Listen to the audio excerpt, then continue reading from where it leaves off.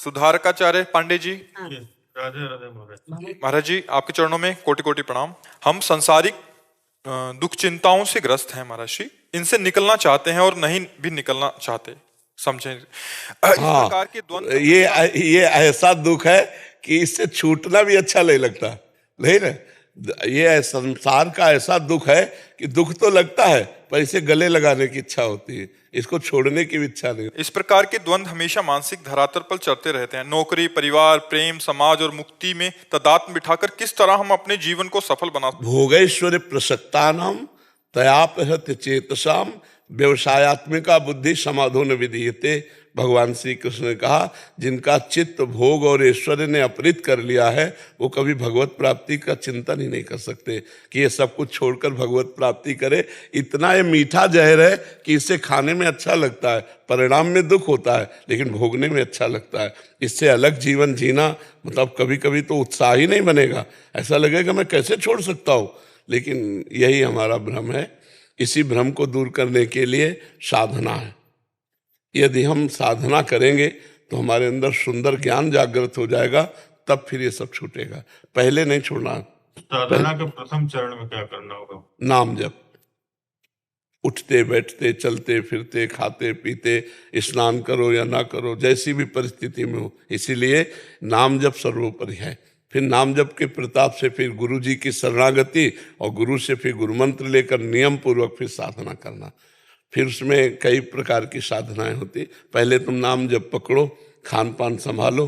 खान पान ठीक है तो बस नाम जप पकड़ो, जो नाम तुम्हें प्रिय लगे वो नाम बराबर उसका चिंतन करो। जैसे राधा, तो रा बड़ा की मात्रा धा, ये लिखो दिमाग में। लिख गया? आप लिखे अभी? और बार बार इसी को लिखो और बार बार अंदर से उच्चारण करो, राधा राधा आप देखना कितनी शांति आपको मिलने लगेगी। इसी से शांति मिलने लगेगी। इसी से आपका, जब हमारा संसार का चिंतन छूटेगा ना और प्रभु का चिंतन होगा तो एक आनंद की अनुभूति होती है। पहले पाप नष्ट होते हैं इसलिए जलन होती है, और फिर जहाँ पाप नष्ट हुए तो आनंद की अनुभूति होती है। आप इसी को शुरू करो, नाम जप करना। अभी अभी आपने बोला कि गुरु मंत्र को लेके जाप करना चाहिए जी, और उसके बाद आपने ये भी बोला कि जिस नाम में रुचि हो जी। तो गुरु मंत्र करते करते पहले सुनो, प्रारंभ में जिस नाम में रुचि हो, इसलिए कि आपने गुरु नहीं बनाया। प्रारंभ में जिस नाम में रुचि हो जपो। वो नाम क्या करेगा? आपके हृदय को शीतल करेगा, आपके हृदय में लालच पैदा करेगा भगवदानंद का, भगवत प्राप्ति का। अब जब भगवत प्राप्ति का लालच होगा तो हमें गाइड चाहिए कि हमें कैसे भगवत प्राप्ति होगी, तो हमें गुरु की शरणागति चाहिए। अब जब गुरु की शरण में होंगे तब वो मंत्र देंगे, उपासना देंगे, पद्धति देंगे। समझ रहे ना? गुरु मंत्र करते करते मेरा मंत्र महामंत्र में बदल गया अपने आप। मतलब जैसे मैं, ये कमजोरी, हम इसे प्रशंसा नहीं कहेंगे, इसे हम कमजोरी कहेंगे कि आपकी अभी गुरु मंत्र में निष्ठा नहीं आई। नहीं, ऐसे थोड़ी कि गुरु मंत्र जपते जपते कुछ और चलने लगे। ये कमजोरी है साधक की। साधक अभी परिपक्व नहीं हुआ। नहीं तो जो गुरु मंत्र चल रहा है उसी गुरु निष्ठा में हम स्थित हैं। भूल करके रसना कटो जो अन रटो, निरख अन फुटो नयन, श्रवण फुटो जो अन सुनो, श्री राधा जस बहन। हमारी जबान कट जाए यदि हम और कुछ जपें, हमारे नेत्र फूट जाए जो और कुछ देखें, हमारे कान फूट जाए जो और कुछ सुने। जी, एक बार अगर गृहस्थ टूट जाए, गृहस्थी टूट जाए, या पति को छोड़ दिया, पति को छोड़ दिया।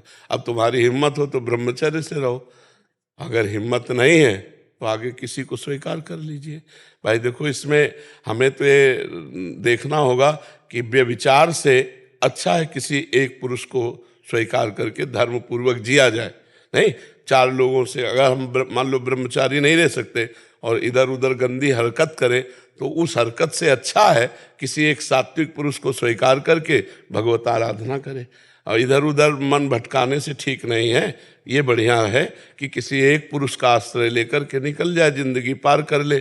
पर ये देखना है कि अगर ब्रह्मचर्य रह सकते हैं तो मानो कि भगवान ने संसार से उद्धार के लिए आपको संबंध विच्छेद कर दिया।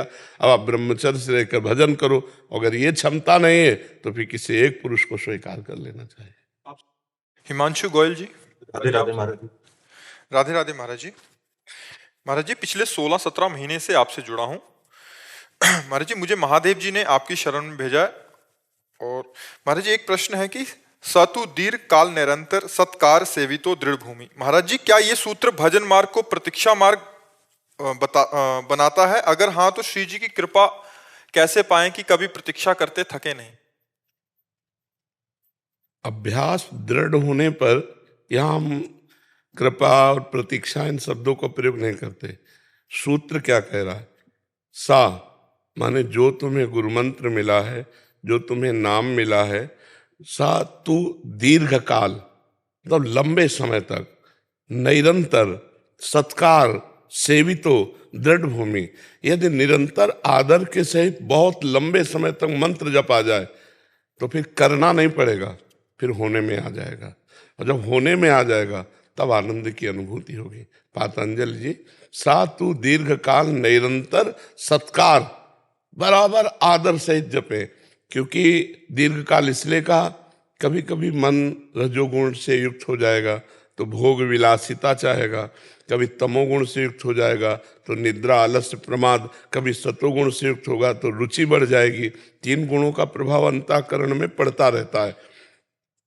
हम भजन का ऐसा भाव रखें कि रजोगुण में भोग इच्छा होने पर भी भजन न छूटे, तमोगुण में निद्रा आलस्य की स्थिति में भी भजन न छूटे।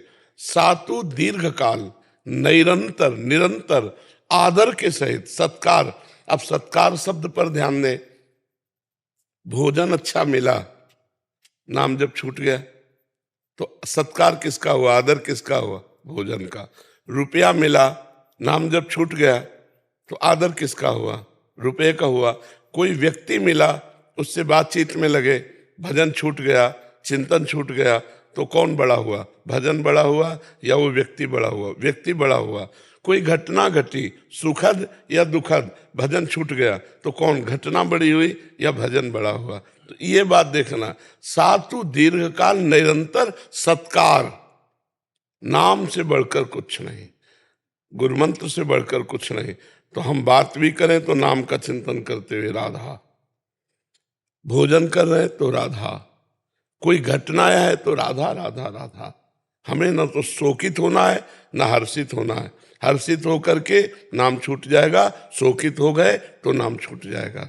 हम द्वंद्वों से पराजित ना हो, सत्कार सेवितो, सत्कार के सहित नाम जब करें तो दृढ़ भूमि, अर्थात फिर कुछ समय बाद देखेंगे आप कि आपका भजन स्वाभाविक चल रहा है। आप सो के उठे, भजन करना नहीं पड़ रहा, भजन हो रहा है। आप किसी से बात कर रहे हैं, अंदर ही अंदर मंत्र नाम चक्कर लगा रहा है दिमाग में, इसका मतलब भजन चल रहा है।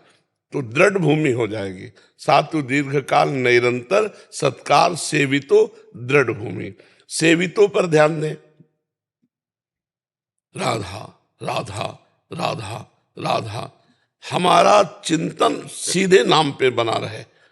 जैसे रुपए का प्रेमी रुपए का अंदर ही अंदर चिंतन करता रहता है, कामी पुरुष जैसे काम चेष्टा का चिंतन करता रहता है, ऐसे हमें प्रभु के नाम का चिंतन होना चाहिए।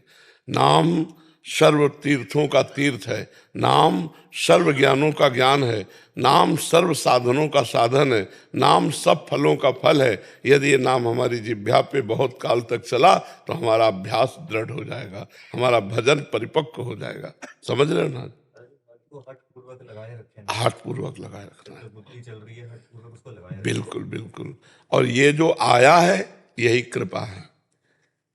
मतलब हम और कृपा नहीं देखते कि हम तो जपेंगे नहीं, कृपा से नाम चलने लगेगा, कभी नहीं ऐसा होगा।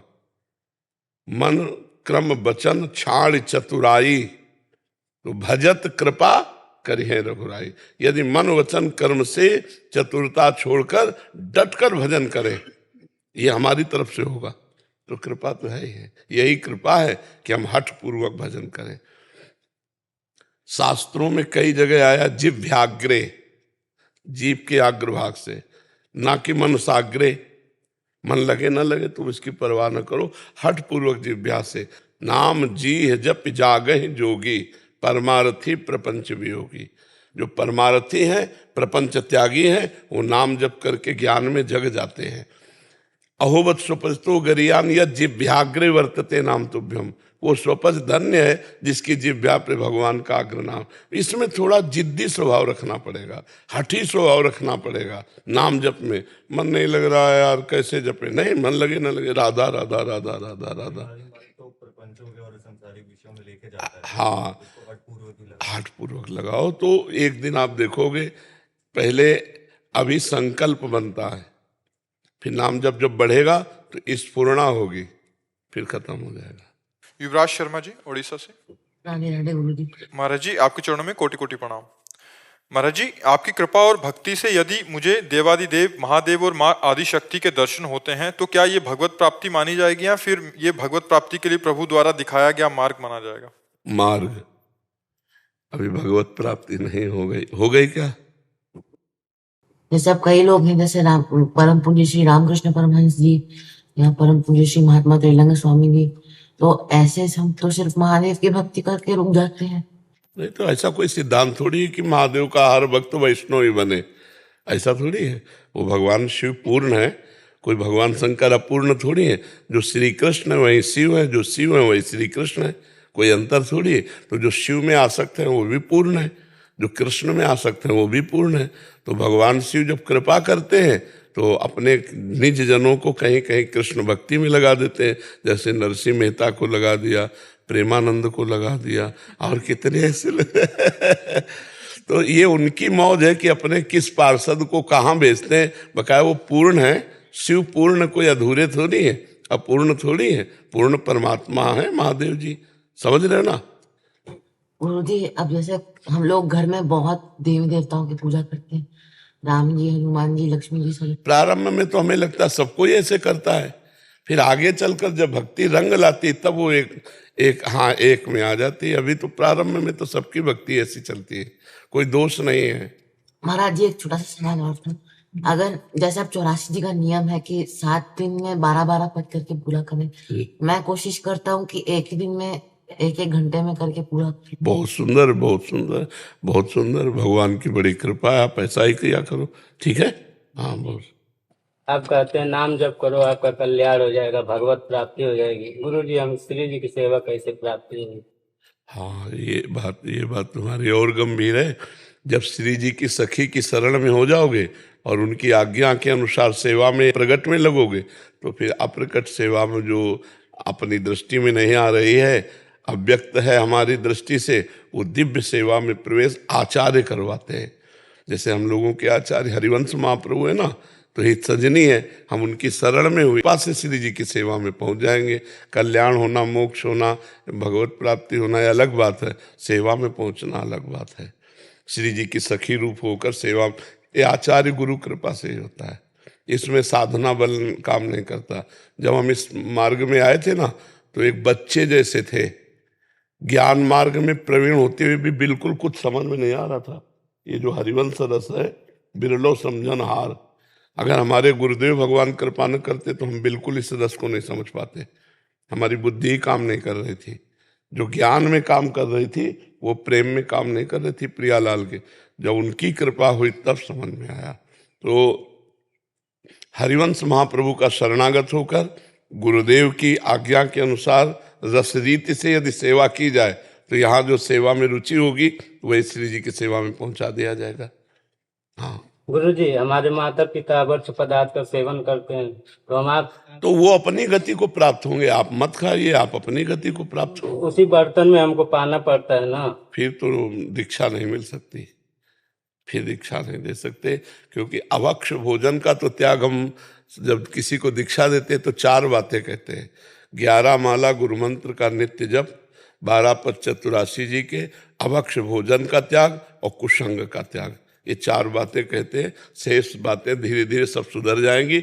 अभक्ष भोजन त्याग हो गया, कुसंग छूट गया, नाम जप मंत्र जप हो रहा है, वाणी पाठ हो रहा है, नाम वाणी जहाँ श्याम श्यामा तहाँ मंगल हो जाएगा। पर हम खुला वर्णन किया है कि जिस पात्र में मांस रांधा गया है उस पात्र में खीर पूड़ी भी बना के दी जाए तो अभक्ष ही रहेगा। जिस रसोई में मांस रांधा गया है उस रसोई में वैष्णव भोजन नहीं पा सकता। नितिन अग्रवाल जी मेरठ से। राधे राधे। राधे राधे महाराज जी। महाराज जी मैं निर्णय लेने में धर्म व कर्म के बीच में फंस जाता हूँ। कर्म करता हूँ तो लगता है धर्म के विरुद्ध है और मैं गलत कर रहा हूँ। धर्म व कर्म में नहीं नहीं नहीं, कर्म दो प्रकार के होते हैं। एक निषिद्ध कर्म जो नहीं करने चाहिए, और एक कर्म जो करने चाहिए, जिनको कहते हैं शुभ कर्म। एक अशुभ कर्म, एक शुभ कर्म। तो जो नहीं करने चाहिए वो तो करने ही नहीं चाहिए, जो करना चाहिए वो करना चाहिए। जैसे काम है तो अपनी पत्नी के साथ धर्म है, लेकिन दूसरे की पत्नी के साथ अधर्म है, वो हमें नहीं करना है तो नहीं करना है, समझ रहे ना। ऐसे ही पूरे जीवन की दिनचर्या को देख लीजिए, जो अधर्म है वो आप जानते हैं, क्योंकि अधर्म करने की भावना आते ही अंदर से भगवान बता देते हैं कि ये गलत है, नहीं करना चाहिए। बता देते कि नहीं सबको?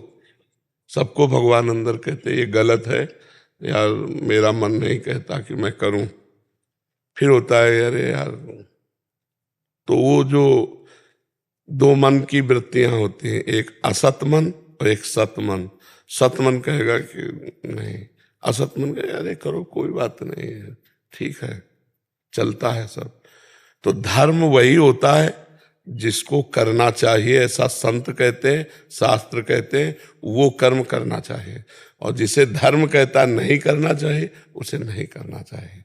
कर्म धर्म अलग अलग नहीं है, एक ही है। धर्म पूर्वक किया हुआ कर्म कल्याण करेगा, और अधर्म पूर्वक किया हुआ कर्म पतन में ले जाएगा। धर्म कर्म अलग अलग नहीं है कि ये धर्म है और ये कर्म है, नहीं। ये धर्म है, यही करना हमारा कर्म है। जो धर्म है वही हमारा कर्म है, जो अधर्म है उसको त्याग देना है। समझ पा रहे हैं आप?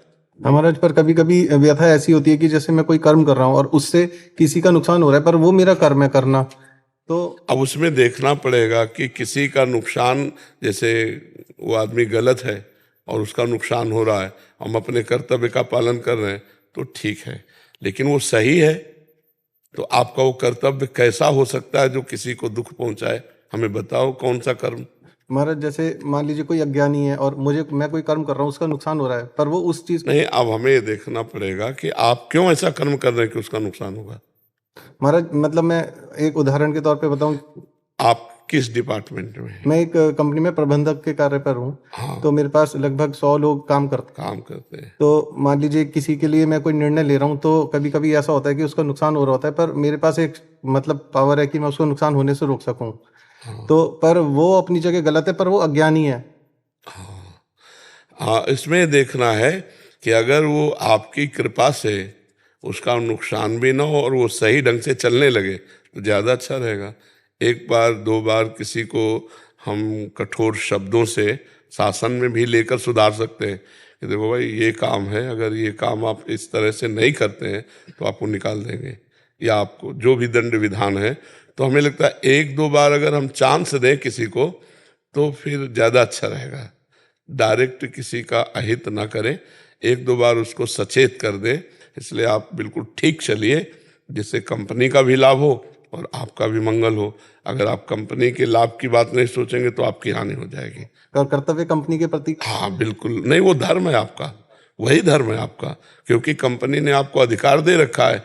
और अगर आप उस धर्म का पालन नहीं करते तो कंपनी की हानि होती है, तो आप अपने धर्म से च्युत हो जाएंगे। जी, एक तो होता है निकालना, एक तो होता है निकालना उसकी जिम्मेदारियों से या उसको नौकरी से निकाल देना। एक होता है, एक आदमी है अगर गद्दारी कर रहा है या कंपनी की हानि वाली बात कर रहा है और ये उस पद पे है, तो इनका कर्तव्य है एक बार तो उसको पहले सचेत करो, दूसरी बार कड़ी वार्निंग दे दो, और तीसरी बार फिर अपना अधिकार का प्रयोग कर लो।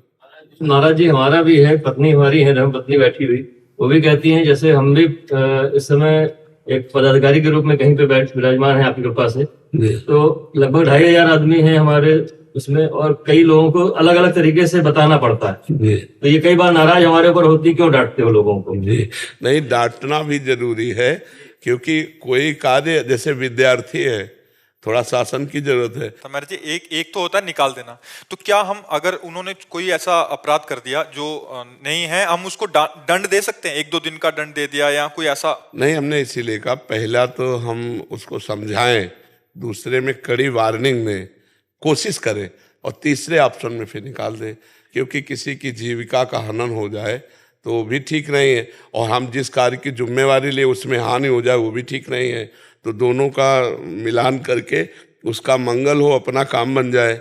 अगर वो ऐसा नहीं है, कई लोग इतने प्रमादी होते हैं कि वो न वार्निंग मानते हैं न प्रार्थना मानते हैं, तो फिर ऐसे लोगों को निकाल देना ही उचित रहता है। तो यही कर्म आप अपने घर में भी कर सकते हैं अपने बच्चों के साथ। अगर छोटा बच्चा है उसे समझा रहे हैं, वो सही मार्ग पर चल रहा है, पर अगर स्कूल जाता है तो कहीं प्रमादी बच्चों के संग होता है, तो दुख होता है कि कहीं ये गलत रास्ते पर न चल जाए। अभी मेरी बेटी है, वो 14 साल की है, वो नाम जाप 2 साल से आपकी कृपा से करने की कोशिश कर रही है, उसमें सफल भी हो रही है।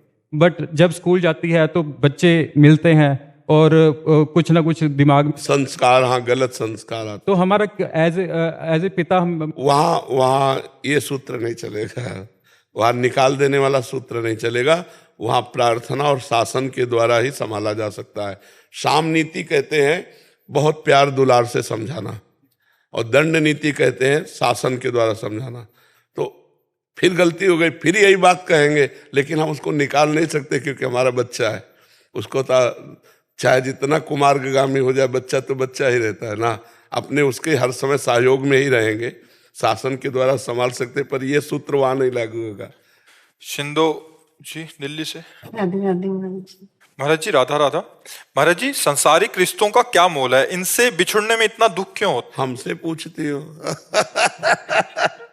जिसने कोई मोल ही नहीं रखा, रद्दी कागज की तरह मिटा दिया, उससे पूछती हो कि संसारिक रिश्तों का क्या मोल है। महाराज जी, इनसे बिछड़ते हैं तो बहुत दुख होता है। इसी के लिए तो बाबा जी बोले थे, जब घर में हम अपनी माँ को देखा, बहुत प्यार माँ से था, तो लगा ये मरेगी तो हम फिर जिएंगे कैसे। तो लगा एक ऐसा यार चुनो जो कभी छूटे ना, कभी बिछुड़े ना, कभी दूर ना हो। तो वो निकले श्री भगवान ही ऐसे मित्र। तो बचपन से फिर उन्हीं की मित्रता की।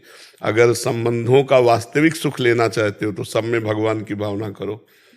पुत्र में भगवान की भावना करो, पति में भगवान की भावना करो, पत्नी में भगवान की भावना करो, जो जो अपने रिश्ते नाते हैं सब में भगवान की भावना करो, तो तुम दुख से बच जाओगे। नहीं तो हर संबंध दुख देता है। मिलने में सुख, बिछुड़ने में दुख, यही संसार की रीति चलती है। और यहाँ बिछुड़ना पड़ेगा क्योंकि इसका नाम मृत्यु लोक है। कब कौन बिछुड़ जाए पता नहीं।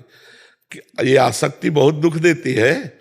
आसक्ति, मान लो आपसे प्यार है, आपसे आसक्ति हो, आप चले गए, तो वो हृदय व्यथित रहेगा, वो जलता रहेगा। हमें लगता है इसलिए भगवत भाव से किया जाए तो भगवान सब रूपों में है, तो ये भाव ही इतना महिमामय है कि दुख नहीं होगा। ये दुख नहीं होगा। सब में भगवान का भाव करो तो दुख नहीं होगा। भगवान के भाव के बिना जो संबंध है वो बिना दुख दिए जाएगा नहीं, वो दुख दे के ही जाएगा। मेरा पुत्र 20 साल की उम्र में अकाल मृत्यु को प्राप्त हो। हाँ, ऐसा होता। तो अब उस चीज से बाहर आने में दिक्कत। हाँ बिल्कुल, लेकिन बाहर आ जाओ तो अच्छा, नहीं तो तुम भी चली जाओगी। सोचते सोचते तुम भी चली जाओगी, इस मनुष्य जीवन को व्यर्थ कर दोगी। हमें लगता है जल्दी से जल्दी बाहर आ जाओ और अपना काम मनाओ, अपने पुत्र का भी मंगल करो, नाम जप करो और पुत्र को दो तो अकाल मृत्यु हो गई, उसका भी मंगल हो जाएगा। और नाम जप करो, आप अपना भी मंगल कर लो। अब दुख किए तो कुछ हाथ लगना नहीं है। मान लो रोज बैठ के 2-4 घंटा चिंतन करो, रो उसका, तो ना उसका मंगल होगा ना आपका मंगल होगा। अब रोने से हटो और भगवान का नाम स्मरण करो और वो नाम उसको दो कि उस जीवात्मा जो हमारा पुत्र बना था उसका मंगल हो, तो उसका भी मंगल होगा, आपका भी मंगल होगा। महाराज जी, कई बार ऐसे रिश्ते होते हैं जैसे भगवान कृष्ण और सुदामा की ऐसी मित्रता होती है जो हमें सही रास्ते पे चलाती है। हाँ बिल्कुल। उनसे तो संबंध विच्छेद करना नहीं, संबंध विच्छेद नहीं, भगवत भाव और सही रास्ते पे चले तो ऐसी मित्रता तो कायम रहनी। बिल्कुल बिल्कुल बिल्कुल, लेकिन कायम रहेगी नहीं।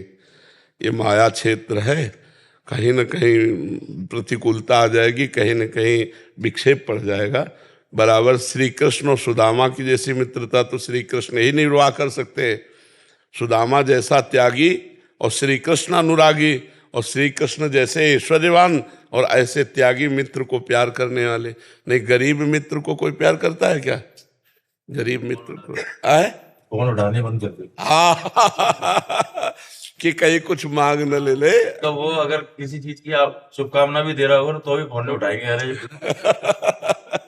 ये बात ये है।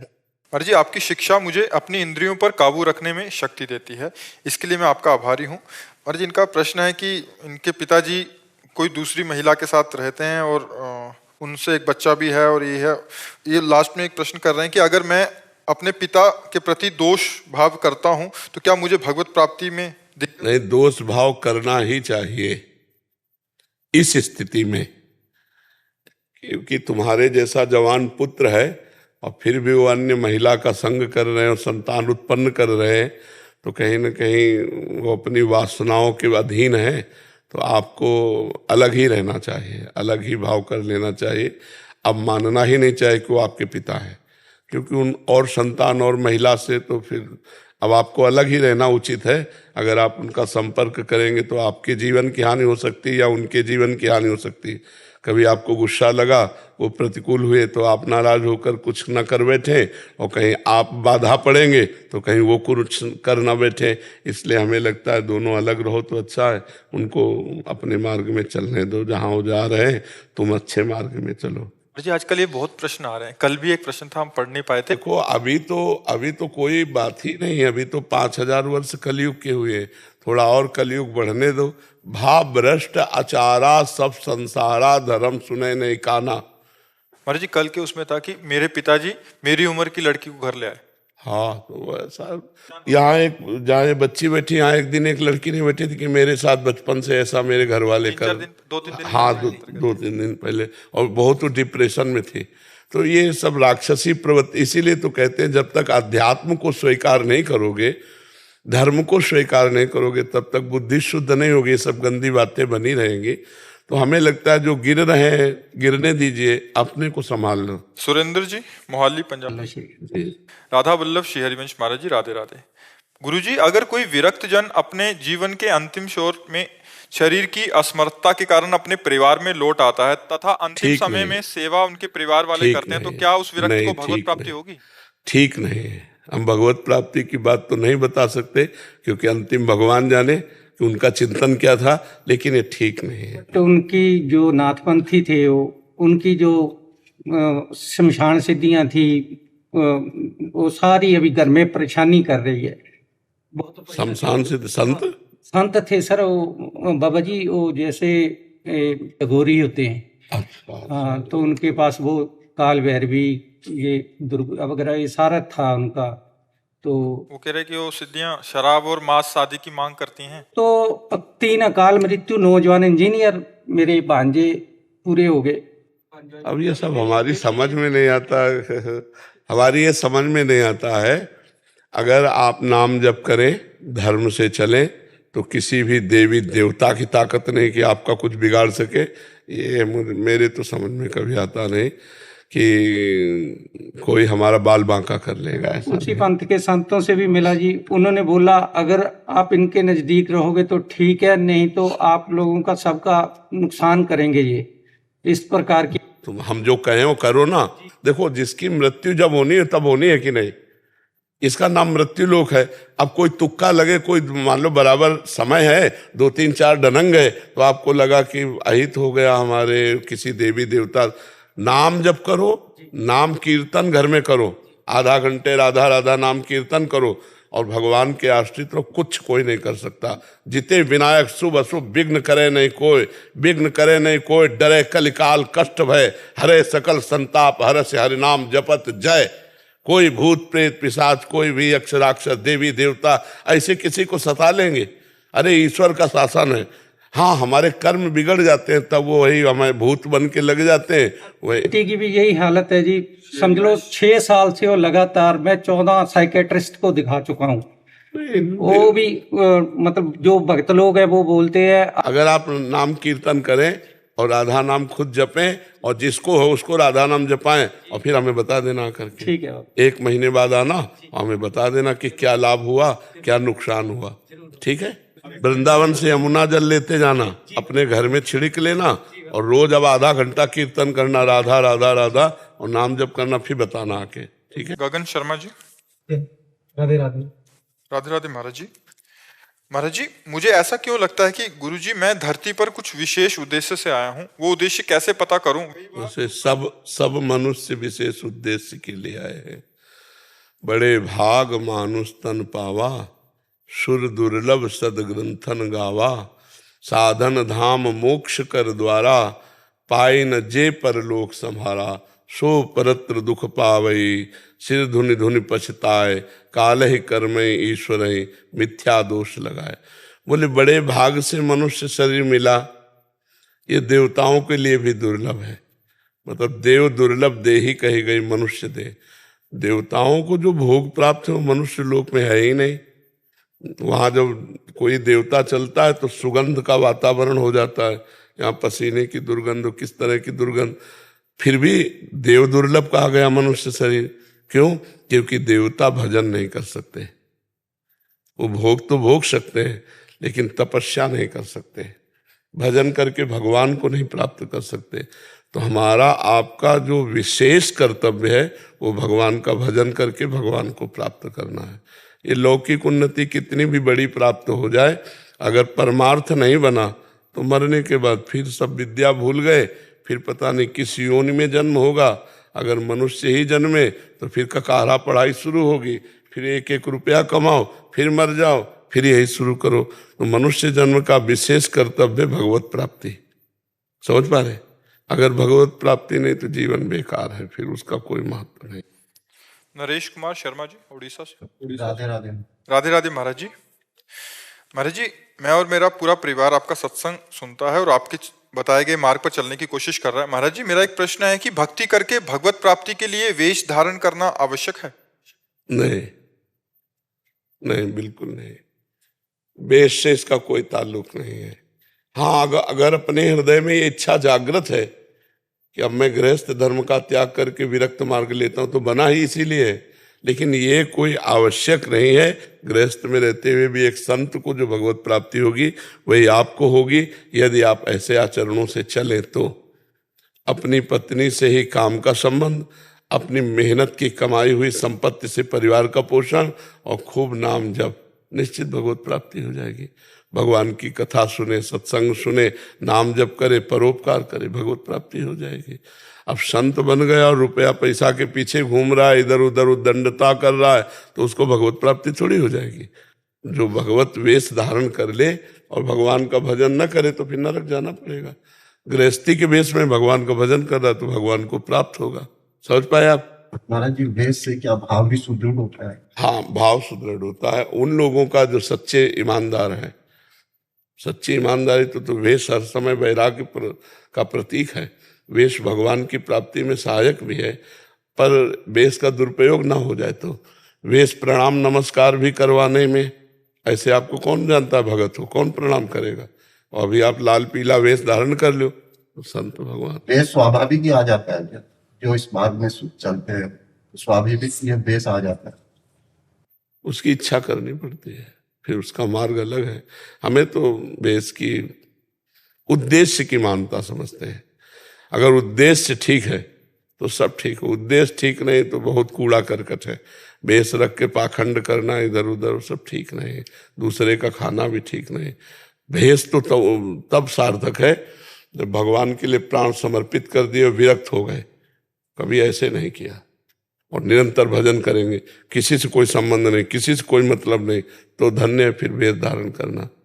और प्रपंच करे तो फिर ठीक नहीं है, क्योंकि प्रणाम नमस्कार पूजा पाठ दक्षिणा भेंट और भजन है नहीं, तो भेष के बल से मिलेगा, नरक जाओगे। और अगर खूब भजन कर रहे हो, छुप के भजन कर रहे हो, मेहनत कर रहे हो, परिवार का पोषण कर रहे हो, या अपने घर में रह के, पक्का भगवान की प्राप्ति हो जाएगी। वेश धन्य है वेशधारी जो भगवान का भजन करते हुए विरक्त भाव से चल रहे हैं, किसी से कोई मतलब नहीं, एकमात्र भगवान से, वो धन्य है। और जो भेष धर के प्रपंच पाखंड दम्भ कर रहे हैं वो नरक जाएंगे, पक्का समझ लो। भेष उनको नहीं बचा पाएगा। महाराज जी, जो अच्छे से चल रहे हैं और साधक हैं, क्योंकि इस वेश का आदर होता है समाज में, तो उनको जो नमस्कार प्रणाम होता है तो उस समय वो अंदर भावना क्या कर? इष्ट को जा रहा है, मेरे गुरुदेव को जा रहा है, क्योंकि भेष गुरुदेव के द्वारा दिया हुआ है, इष्ट के द्वारा दिया हुआ है, ये उनके लिए हो रहा, मेरे लिए तो नहीं। हानि नहीं होगी? नहीं, बिल्कुल परमार्थिक हानि नहीं, परमार्थिक हानि नहीं। महाराज जी, स्थिति और भगवत प्राप्ति कैसे हो सकती? नाम जप, हर श्वास में नाम जप करो, एक भी श्वास खाली ना है। जैसे संसारिक आदमी के मन में ये छल रहता है, कभी रहता ही है मेरे मन में, और किसी की तो बात नहीं जानता हूँ, कि हमारा कुछ महात्मा साधु संत या भगवान हमारा कुछ प्रारब्ध हर ले, या ये कष्ट मिटे तो हम भजन में निरंतर लग जाए। हाँ, हर जाएगा, ये भी हट जाएगा। लग रहा महाराज जी आप जो शारीरिक कष्ट भी ले रखे हैं, ये हम जैसे नीच पुरुषों का ही है कुछ? नहीं नहीं नहीं, ये तो निज कृत कर्म भोग सुन भ्राता बकाया कहो कृपाते कहा ना होई। प्रभु की इतनी ताकत है महाराज जी, आपने बताया है कि महाराज अम्बरीश जी के चरणों में, दुर्वासा जी आके, तो आपके लिए भी क्षणिक मात्र है ये शारीरिक कष्ट। भगवान की कृपा से हम लोग जैसे नीच पुरुषों का कष्ट भोगे और हमको कैसे सीढ़ी प्राप्त हो जाएगी? नहीं, पक्का हो जाएंगे, क्योंकि हमारा ही प्रारब्ध काटते काटते अब भोग रहे महाराज जी।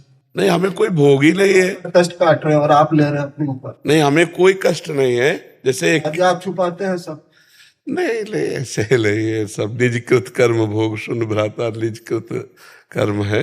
बस आप सुखी रहें, आप प्रसन्न रहें और खूब भगवान का भजन करें। इसी जन्म में भगवान की प्राप्ति हो जाए तो हमारा बाबा जी बनना, हमारा उपदेश करना सार्थक हो गया। अगर एक भी व्यक्ति अच्छा हो जाए, अच्छे आचरण करने लगे, तो हमारा प्रवचन करना सार्थक हो गया, हमारा बाबा जी बनना सार्थक हो गया। आप लोग खूब मंगल में भगवान का चिंतन करें और भगवान को प्राप्त हो, भगवान की कृपा प्राप्त हो, यही हमारा उद्देश्य है। डॉक्टर करीना जी गुजरात से। राधे राधे। राधे राधे महाराज जी।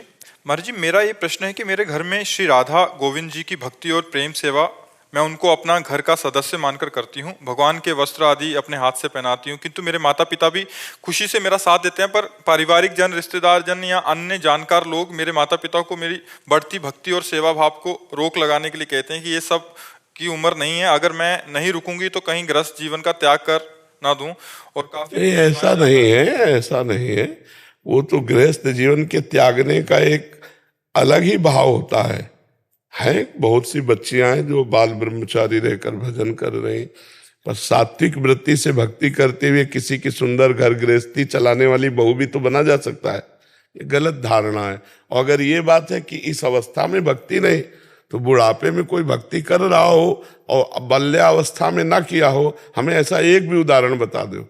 वो बैठ के बहू और लड़का और परिवार इनकी निंदा स्तुति करेगा, वो बैठ के नाम जप नहीं करेगा, क्योंकि जीवन में अभ्यास नहीं किया। अगर उसने थोड़ा भी अभ्यास किया है तो बुढ़ापे में भजन कर लेगा, अगर बच्चापन से अभ्यास नहीं किया तो भजन बुढ़ापे में भी नहीं होता है। महाराज जी, कुछ लोग ऐसे भी मुझे बोले हैं कि जैसे मैं राधा गोविंद जी के वस्त्र अपने हाथों से बनाती हूँ, तो कुछ लोग ये कहते हैं कि भाव वाली भक्ति होती नहीं है, ये तो मिथ्या है, ये तो झूठ है। क्या चीज?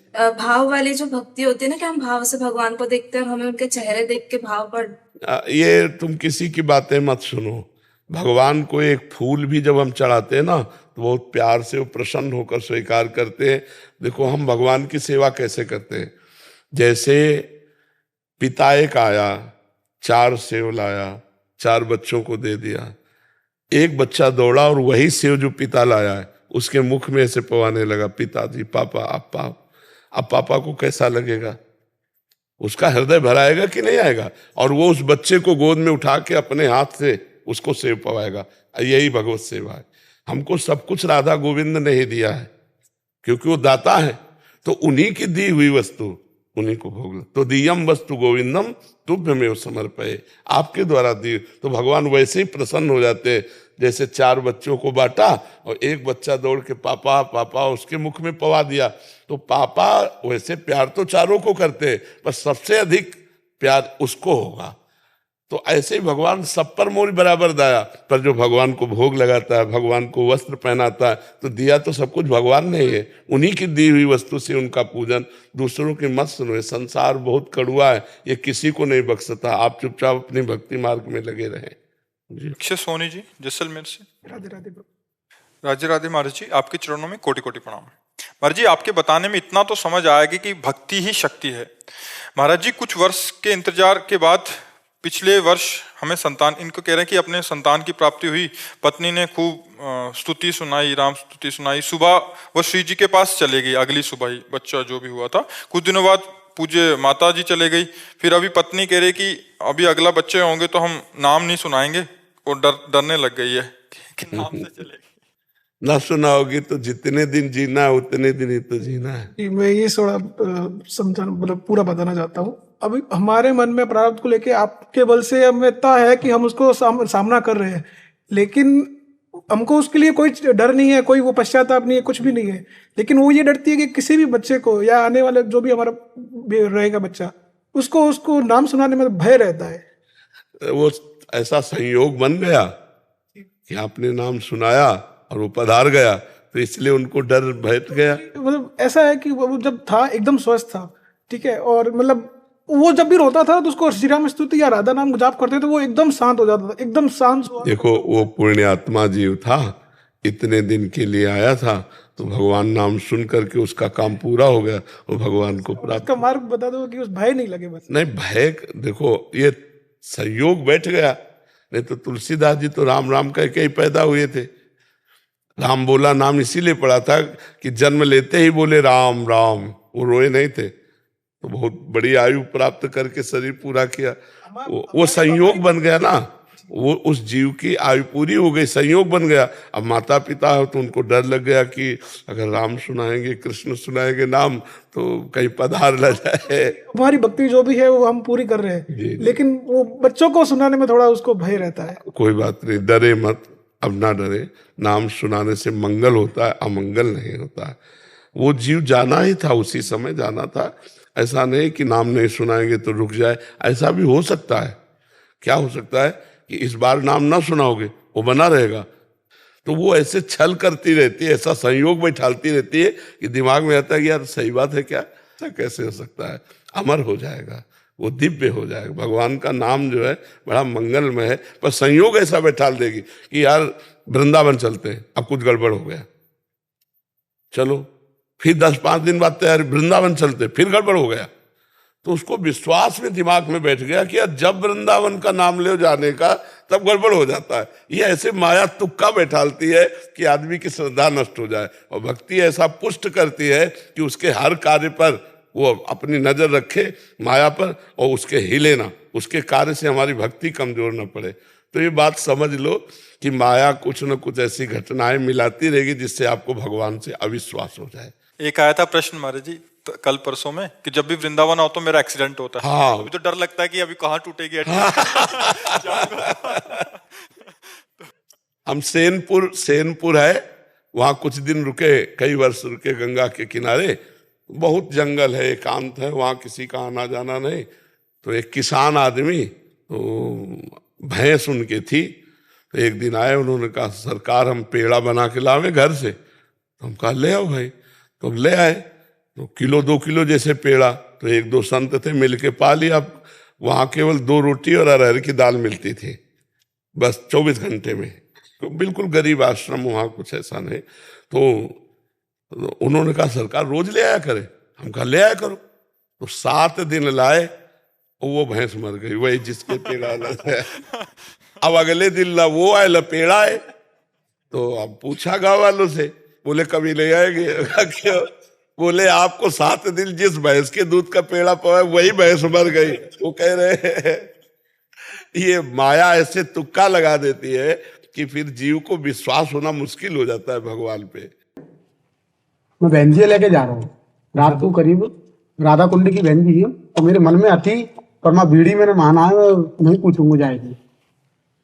तो बहन जी मैंने रोक ली, मैंने आप रुक जाओ, मैं तुम्हें सुबह छोड़ जाऊँ। बहन जी बोली नहीं, सुबह रात में हूँ 12 बजे करीब, मुझे बोली चल तुम छोड़ जा। तो वो मोटरसाइकिल लेकर नहीं जैसे चल भी लगो, तो वो हरगोकुल मंदिर है बाबा, वहाँ के सामने शमशान है। वहाँ तो जैसे ही मैं लिख रहा हूँ, तो मेरी गाड़ी चलती चलती एकदम बस्ट है, वो टायर, मेरी गाड़ी गिर गई, बाज गए। तो मैं बाज गए थे, मैंने बोला मैं शायद टायर फायर फट गए। तो माते में लौट के नहीं, गाड़ी खड़ी करके वो ना गई, मैंने घर पे ही नहीं आया। तो सुबह में बाबा को पिंचर जुड़वावे गए हो, तो बाबा ना तो मामा पिंचर लिख रो और ना बाबा कोई टायर फटो, तो जी क्या हो, ये समझ कोई कांटा लग गया होगा, ऐसा नहीं। पिंचर लिख रो ही ना बाबा, मैं घबरा ऐसे कैसे निकल जाएगी, एकदम बस्ट थोड़ी हो जाएगा। नहीं ऐसा नहीं, उसको सही ढंग से जांचिए, उसको ये मत लाइए कि प्रेत ने फाड़ दिया। ऐसा मत लाए, नहीं, वैष्णव को प्रेत नहीं छू सकते। बाकी कोई औकात थोड़ी ना है, हमारे सामने क्या औकात है बाकी ब्रजवासी इनके सामने, कोई ऐसा वो थोड़ी ना है। गर्ग संहिता में एक लिखा है